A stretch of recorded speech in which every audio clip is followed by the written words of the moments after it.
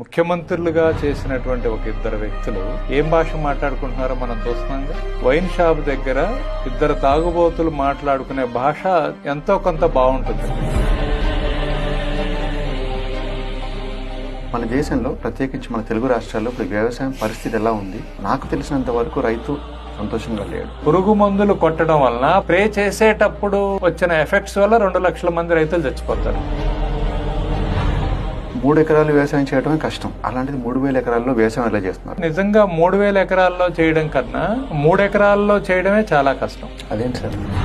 భూమి ఫర్టిలిటీ పోయిన తర్వాత సిటీల్లో ఫర్టిలిటీ సెంటర్స్ పెరిగినాయి. నిజంగా మన పిల్లలు ఇక్కడ నుంచి కొన్ని లక్షల మంది వెళ్ళి ఏం చేస్తున్నారండి, అమెరికా వెళ్ళి వాష్రూమ్స్ కడుగుతున్నారు. తెల్లవారులేసి ట్రంప్ ఏం ఆలోచిస్తాడో అని వీళ్ళకి ఈ రోజు నిద్రపోకుండా గడుపుతున్నారు. గవర్నమెంట్ రైతు బంధు ఇస్తుంది, పిఎం కిసాన్ వస్తుంది, అన్ని వస్తున్నాయి. అయినా సరే రైతులు అప్పులు ఎందుకు చేస్తున్నారు?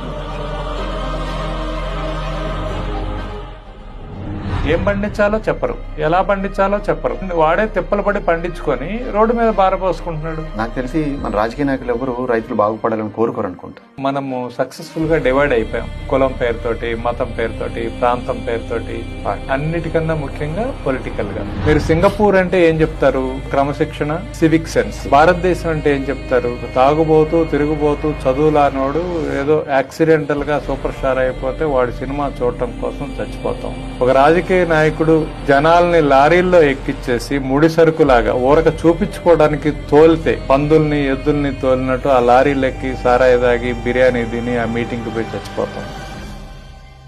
అంటే ఇంత ఖాళీగా, ఇంత విలువ లేకుండా పడున్నామా మనం?